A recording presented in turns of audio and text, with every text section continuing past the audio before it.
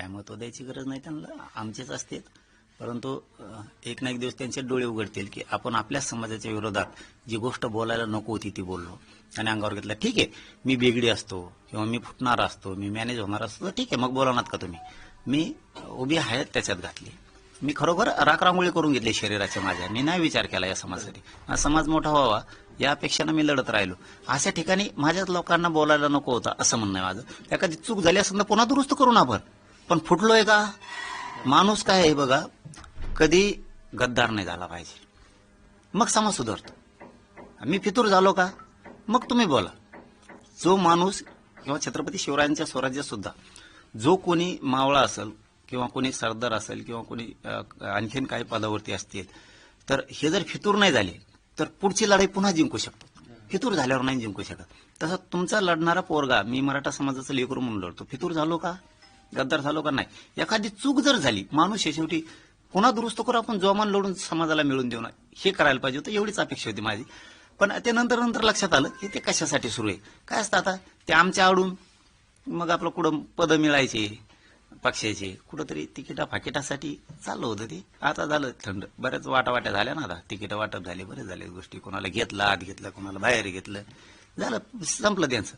मग ते आम्हाला नंतर कळलं की ही अकरास्ताळेपणा स्वतःच्या स्वार्थासाठी होता, समाजाचा नव्हता. मुंबईमध्ये जेव्हा पूर्ण मराठा समाज आला, तुम्ही इथे पोहोचले, तर इथे पुरा नव्हता आला, यायचा होता. ते त्याच्या आतच सावध झाले फडणवीस साहेब. रस्ता येणार होता. आमचे 7 टप्पे होते, 7.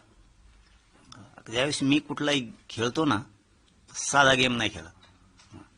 दिसून कमी देतो, पण धमाका असा करतो की पुढच्याला पातळ संडास लागली पाहिजे. पुन्हा घट संडास त्याच्या आयुष्यात होत नाही त्याला. आपला गेम असा असतो. आपण पहिल्या टप्प्यात आलो, 7 टप्पे होते. आणखीन दुसरा सुद्धा पार केला नव्हता. दुसरा जर पार झाला असता ना, लक्ष्मीपूजन जर झालं असतं, लक्ष्मीपूजन लक्षात येतं ना तुमच्या, लक्ष्मीपूजन जरी झालं असतं नुसतं, गौरीपूजन म्हणते समजा, इकडे आमच्याकडे लक्ष्मीपूजन म्हणते ग्रामीण भागात, ते जर एकदा झालं असतं ना, मग तुम्ही मुंबईत लोक बघायचे होते. पण ते त्याच्यातच त्यांनी जे दिला दोन्ही पण. हे सर्व संपल्यानंतर मुंबई पोलिसांनी आपल्या विरोधात FIR पण दाखल केला. आपल्याला काय संपर्क केला होता मुंबई पोलिसांनी आणि समन पण बजावली होती स्टेटमेंटसाठी येण्यासाठी? आम्ही कधीच पोलिसांना नाव नाही ठेवणार. बरं.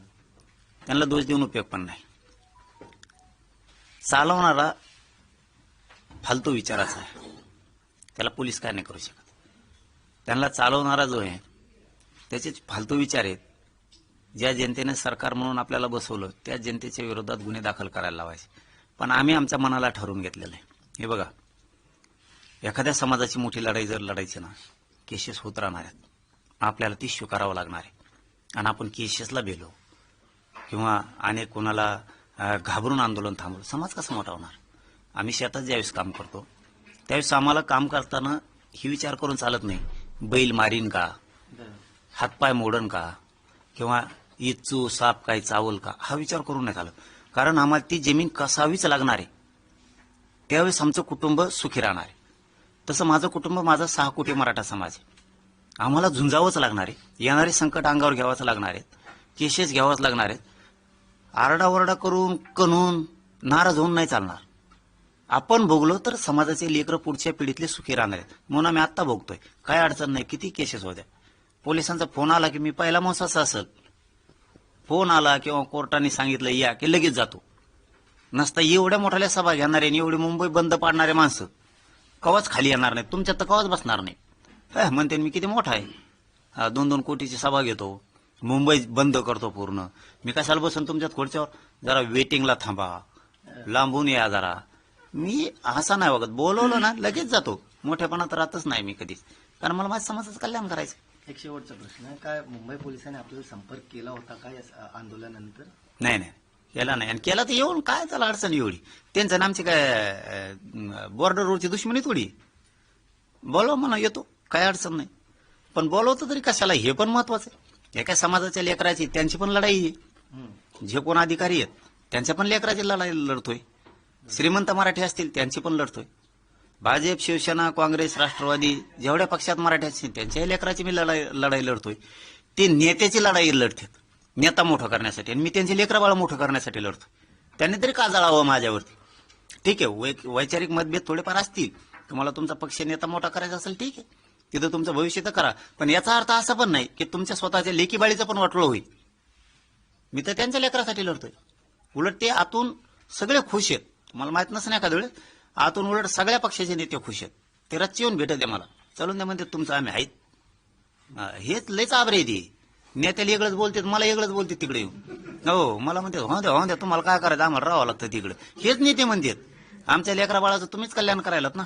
आम्हाला आतून तुमच्याबद्दल खूप आनंद आहे, स्वाभिमान, गर्व सुद्धा आहे म्हणतात. तुम्हाला नाव मला ते सांगायची वेळ येऊ नये. खूप मोठमोठे नेते असे आहेत की ते येऊ सांगतात की आमच्या लेकराला जरी लागत नसेल तरी आमच्या पक्षात असणारा कार्यकर्ता मराठ्यांचा त्याच्या लेकराला लागतंय, आम्हाला लढता येत नाही, पण तुम्हाला लढता येते, तुम्ही लढा. हे येऊ सांगतात आंतरवालीतलं ते आमचं कॅकताड पुढं झोपून गेले. कॅकताड काही आमचे लावलेलं लय मोठं बघत आमच्या सरपंच तिथं, ते त्याच्यात हमेशा असतात, येऊन सांगतात. आणि मी सुद्धा माझी जबाबदारी समजून त्यांचा ते शब्दासाठी लढतो. माझ्या समाजातले लेकर आनंद आहेत, खुश आहेत. इंजिनियर व्हायलेत, डॉक्टर व्हायलेत, कोणी पोलीसमध्ये चाललेत, कोणी आरोग्यामध्ये चाललेत, कोणी रेल्वेत चाललेत. सगळे क्षेत्र जेवढे आहेत, शैक्षणिक क्षेत्र, त्या सगळ्या क्षेत्रात माझ्या गरिबांचे लेकर चाललेत. मला याच्यापेक्षा काय आनंद पाहिजे. तेच मी म्हणून प्रशांतजीला कंटिन्यू सकाळपासून कॉन्टॅक्ट केला. बोललो निवांत जिथे बसतील तिथे आरामात मी करतो, धावपळ नको, त्यांनाही त्रास नको. कारण की काय झालं की नॅशनल चॅनल वाल्यांना ते हिंदी पाहिजे असतं, पण मी तिकडे सांगितलं, मी बोललो हिंदी में वो ठीक से नहीं बता पाएंगे, इससे अच्छा मराठी में जो बताएंगे बहुत अच्छा बताएंगे, मैं ट्रांसलेट कर दूंगा भाई. बोले डोकाच खाजी द्या.